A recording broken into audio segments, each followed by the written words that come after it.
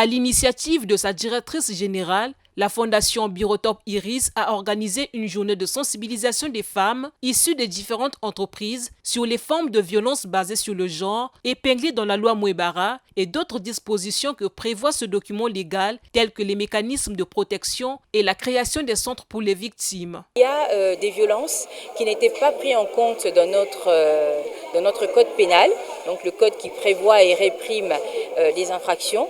Non, avec la loi Mouebara, vous avez par exemple des violences économiques qui sont prévues dans la loi Mouebara, des violences psychologiques, des violences économiques, culturelles, politiques, etc. La loi Mouebara prévoit la protection des victimes de violences. La responsable des opérations à la Fondation Birotop Iris a relevé l'intérêt d'avoir organisé cette sensibilisation à l'occasion de la Journée internationale des droits de la femme.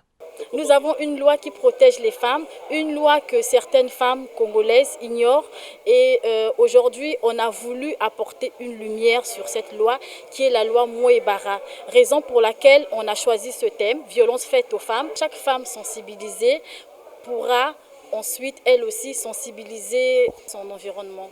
L'une des participantes a salué l'initiative qui lui a permis d'avoir une large compréhension de la loi Mouebara.